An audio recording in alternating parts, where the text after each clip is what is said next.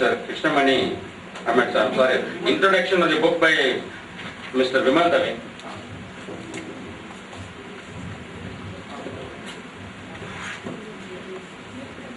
Honorable Chief Guest, Mr. C. V.S. Mukherjee, Mr. P. Ramurthy, my friend Mr. Krishnamurthy, Pinky Anand, Mr. Venugopal, and my esteemed friends. Today's occasion where an author who has given a version of our constitution in Hindi, and most of the books in constitution we find today in our country are also in English. Commentaries or anything you find are in English. This is the first attempt, I believe, that has been done, and that in a poetic version Dr. Jha has done. Mostly, the very thing that man understood was the poetry. And that also you find in a mother's lap also a child, what understood is the only a song, sung what you can call it, you see, even by the mother asking his child to speak, he will sing a little song, which is very musical tune that he will have.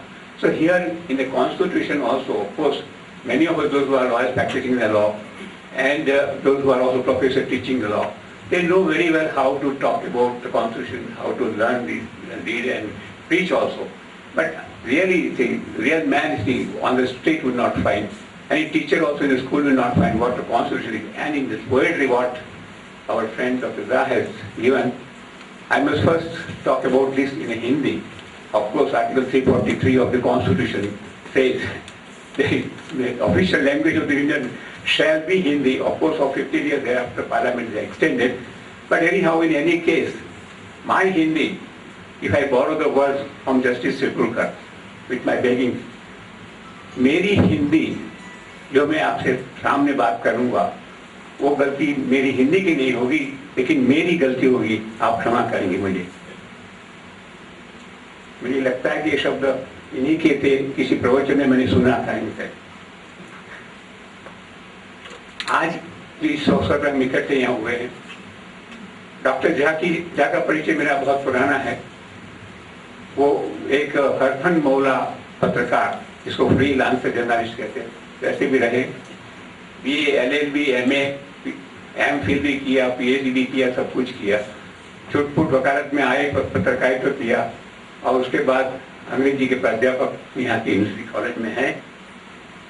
मगर जिस भूमि से वो आते हैं, वो भूमि जहाँ पर गौतम बुद्ध, महावीर जैसी महानुभाव ने जन्म लिया, सत्य अहिंसा का प्रचार किया और मानवता के लिए एक नया दीपक ज्ञान का प्रकट किया, वो भूमि, जिस भूमि पर चंद्रगुप्त मौर्य और चाणक्य पैदा हुए।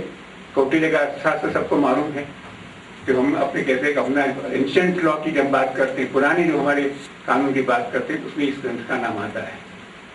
वो भूमि पाटलिपुत्र, मगध की राजधानी, और उसके बाद चंपारण का जो आप सत्याग्रह हुई, वहां पर हुआ, महात्मा गांधी ने किया।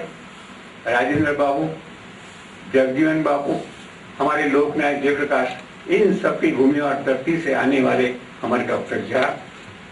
और वो कौन है? वहां के एक क्रांतिकारी लोकेश नाथ झा के सुपुत्र, जो क्रांतिकारी भी रहे, कांग्रेस के नेता भी रहे और मंत्री भी रहे, मगर इन्होंने राजनीति पसंद नहीं करके अध्यापक का काम शुरू किया, और ये काम आज भी कर रहे हैं। तो मैं मानता हूँ पढ़ाना और पढ़ाना इतना काफी नहीं है, पढ़ना भी काफी उसके साथ है। जब तक व्यक्ति पढ़ता नहीं है तो पढ़ा नहीं सकता है।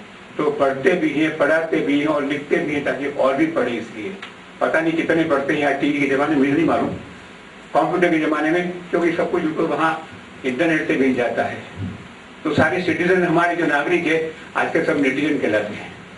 तो इस प्रकार की आज की स्थिति में इनका पुस्तक, और खास करके हिंदी में लिखा हुआ पुस्तक हम कितने पढ़ेंगे वो मैं नहीं कह सकता विश्वास से, लेकिन फिर भी मुझे ये एक भरोसा है, श्रद्धा है कि जिस व्यक्ति ने इस प्रकार का श्रम लेकर इस किताब को आपके समक्ष रखा है, तो हम जितने यहाँ उपस्थित उसको अच्छी तरह से पढ़ेंगे और दूसरों को पढ़ाने की कोशिश करेंगे। मैं ज्यादा इस किताब के बारे में नहीं कहूँगा, लेकिन जो जो मैंने कुछ लिखा अभी और जो मुझे समझ में आया है वो मैं आपके समक्ष पेश करने जा रहा हूँ इस किताब के बारे में।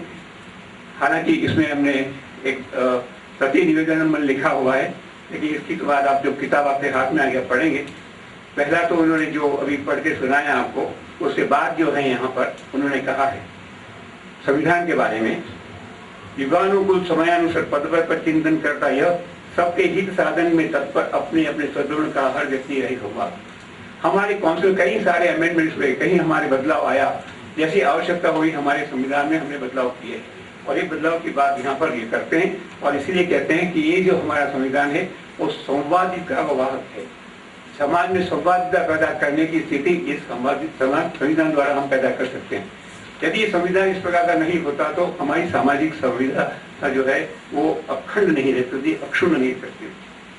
और फिर कहते हैं जीवन एवं स्वतंत्रता का अधिकार के बारे में, जहाँ हम कहते हैं कि हमारे अनुच्छेद, हिंदी में अनुच्छेद के शायद आर्टिकल को जो अंग्रेजी में कहते हैं, तो 14 और 19 की बात करते हैं, वहां पर हमारे मूलभूत अधिकारों की बात जब करते हैं तब वो कहते हैं यहाँ पर भारत के सर्वोच्च